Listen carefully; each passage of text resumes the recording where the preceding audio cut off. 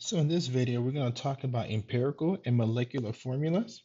So empirical formulas basically represent the simplest whole number ratio of atoms in a compound. All right, so you want to look at the whole number ratio, the simplest whole number ratio between all the atoms in the compound, and that's your empirical formula. Okay, while the molecular formula is basically the true or actual ratio of all the atoms within the compound themselves. All right, so let me show you some examples of what I'm talking about. So here's some examples of different types of compounds and their molecular formulas. And so remember, molecular formulas is the true or actual formula or the true actual ratio of the atoms within a compound.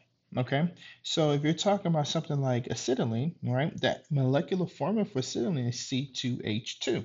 That's its molecular formula. Now remember, the empirical formula is the simplest whole number ratio of the atoms within the compound. And so you want to look at the subscripts between the two here. And so you see C2H2. So what's the simplest whole number ratio between carbon and hydrogen? Well, then the empirical formula in this case would be simply CH. Okay, let's look at benzene. Benzene, you have C6H6. So what is the empirical formula for this molecular formula, C6H6? Well, you notice it's 6,6, so that's a 1-to-1 ratio. So you would simply write carbon, hydrogen. That's its empirical formula. All right, let's look at ribose. Ribose, you have C5H10O5. Okay, and so you want to figure out, okay, what is the empirical formula for this, the molecular formula of ribose? Well, you see it's 5, 10, 5. And if you notice, hopefully you can see that it's a 1 to 2 to 1, where you divide each of these subscripts by 5. So you write CH2O, all right, to show that 1 to 2 to 1 ratio. Let's look at glucose. All right, so its molecular formula is C6H12O6. All right, and so if you notice, once again, much like ribose, it's a 1 to 2 to 1 ratio. All right, that's the empirical formula. So that's what we will simply write here. Hydrogen peroxide is H2O2. 2, 2. It's a 2 to 2 ratio. So that means, really honestly, it's just a 1 to 1 ratio. So the empirical formula for H2O2 is simply HO. Now let's look at carbon dioxide. The carbon dioxide, the molecular formula is CO2, where you have one C and two O's. All right. And when you're trying to think about, okay, what's its empirical formula? Well, in this case, the empirical formula is the molecular formula. So it's one and the same. And sometimes you find that where the empirical formula of a compound is also the molecular formula. Okay, so once again, just like I was showing you earlier, the empirical formula is really just a simplest whole number ratio of the molecular formula. And this is the way that you will typically find it. If I give you the molecular formula, then all you have to do is just find the smallest whole number ratio between the subscripts in order to figure out what's your empirical formula. All right, and that's one way of figuring it out. Now, so you could also calculate the empirical formula if you know the percent mass composition for each element within the compound. All right, and so here's an example that I'm showing you. So what is the empirical formula of a compound that contains 38%, 30.7% carbon, 9.62% hydrogen, and 51.6% oxygen? Okay, so that's our problem. Now we're trying to figure out what's the empirical formula um, for this compound. That now I give you the percent by mass of the compound. So this requires several steps, and we're just going to go through and talk about how we do this. Okay, so the first thing that you want to do, so step one, really, you want to change the percentages to grams. Okay, and how do we do this? How do we go from percentage to grams? So what you can do, all right, since we know that all your percentages, if you were to add them up, will equal to 100%, then just assume that you have 100 grams of this substance. So if you assume that you have 100 grams of each of these substances, then all that you have to do is essentially change each of these percentages. All right, you change each of them to grams. All right, essentially just erase them and write them to grams. So you could think about it this way: instead of writing 38.7%, you have 38.7 grams of carbon. you will have 9.62 grams of hydrogen. I'm kind of scoot this up a little bit.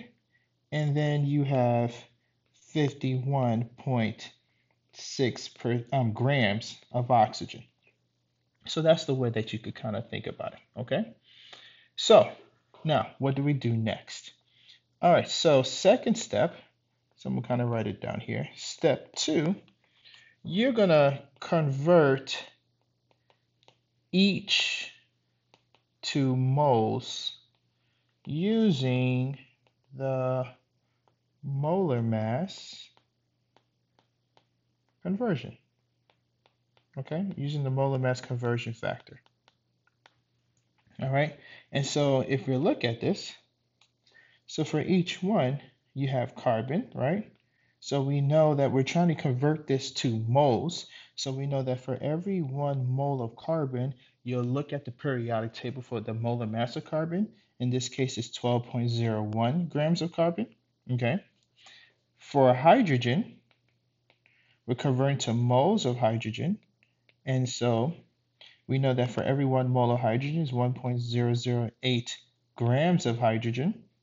And then for oxygen, we know that for every 1 mole of oxygen, it is about 16.00 grams of oxygen. And then you'll simply put that into your calculator. So you'll find the answer to each. So this one is 3.22 moles. Here is 9.52 moles. And then this is 3.22 moles. All right.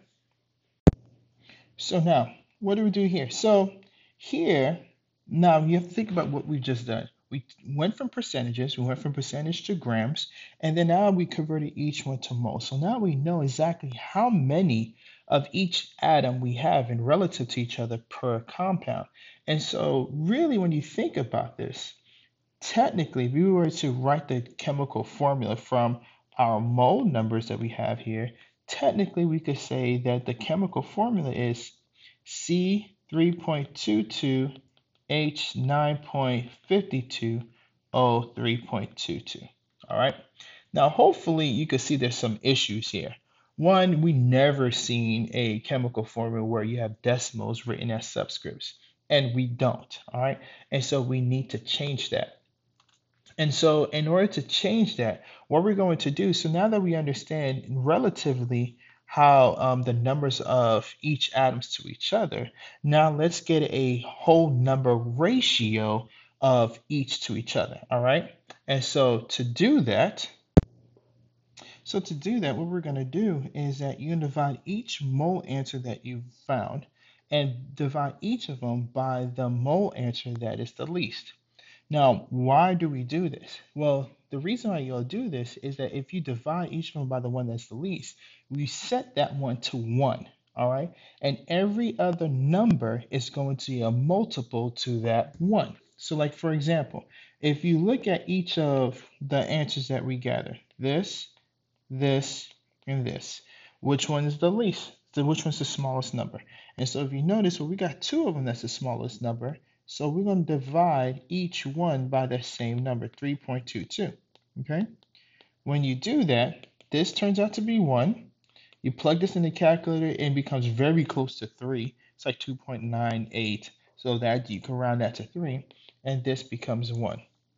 And so in turn, now that we have those numbers, what we could say is that our empirical formula is C1, all right, H3, and O1. And I know we typically don't write subscript 1 if it's a 1, but just to show you where these numbers come from. All right, so your answer in this case is C1, H3, O1. So here's another example.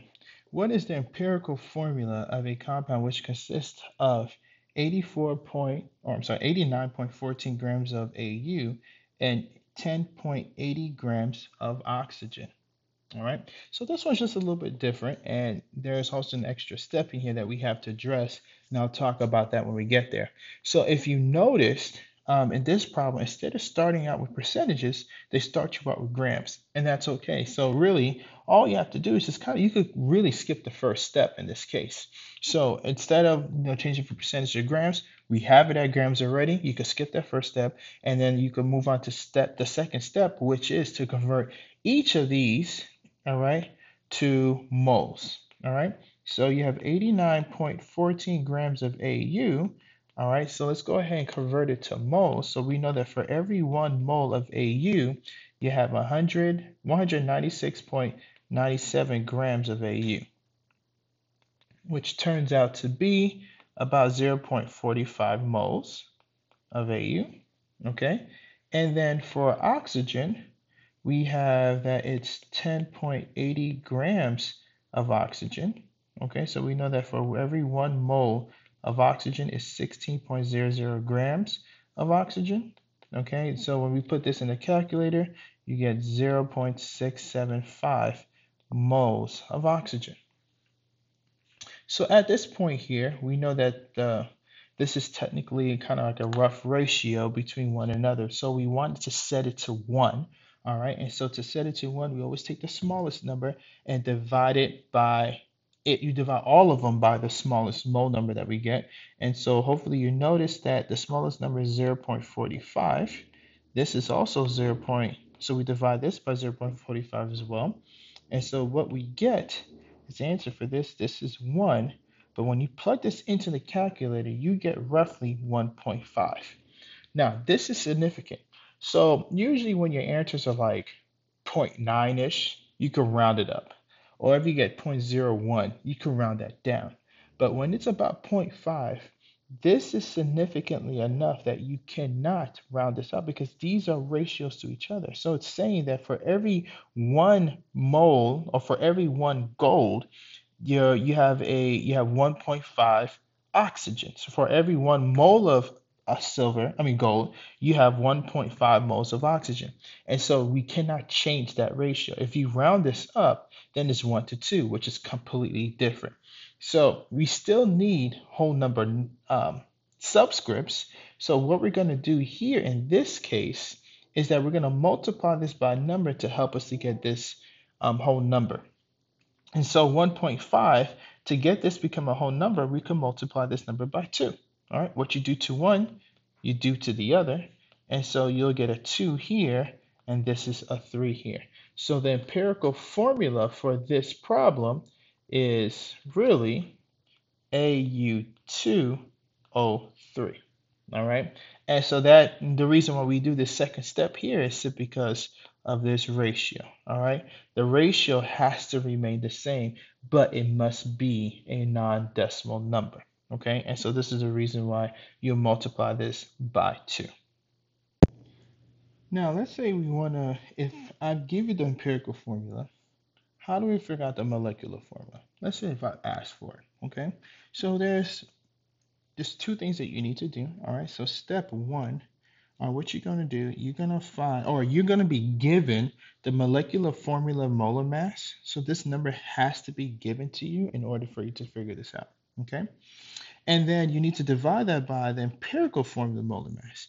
Now, this is going to be given to you one form or the other, and I'll show you an example what I mean by that. All right. But when you divide the molecular formula molar mass by the empirical formula molar mass, you should get something really close to a whole number or a whole number, which makes sense, right? Because previously we talked about this before. The empirical formula is just the simplest whole number ratio of the molecular formula. Or in turns, the molecular formula is a multiple of the empirical formula. So it should be a whole number. All right, so once you get the whole number, you'll multiply the subscripts of the empirical formula by this whole number, which I just simply call n, to get the molecular formula. Okay, so let's work through a problem. A compound has a formula mass of 176.0 grams per mole and an empirical formula of C3H4O3. What is the molecular formula? Okay, so the first thing you want to do, follow step 1 like I previously talked about before. You want to divide the molecular formula molar mass divided by the empirical formula molar mass. Okay, well, what we do know, we know what's the empirical formula. So we could calculate its molar mass. All right, so the molar mass in this case, so we have C3H4O3, all right? So the molar mass, if you were to add this up, you get roughly 88.0 grams per mole for this particular compound. And I also gave you, as I said, this must be given to you in a problem. I gave you the molecular molar mass, the molecular formula molar mass. All right. So what I'm going to do, I'm going to simply divide these two. All right. So you have 176.0 divided by 88.0. Okay. When you do that, you'll get 2.0. So what does this number mean? This number tells you basically how many times bigger is your molecular formula to your empirical formula. So this number here is the molecular formula is 2 times greater or 2 times heavier than their empirical formula. So I would take this number and I would essentially multiply all the subscripts of the empirical formula. So multiply this number by 2, multiply this number by 2, multiply this number by 2. And when you do that, your empirical formula turns out to be C6H8O6. And that's how you find the molecular formula.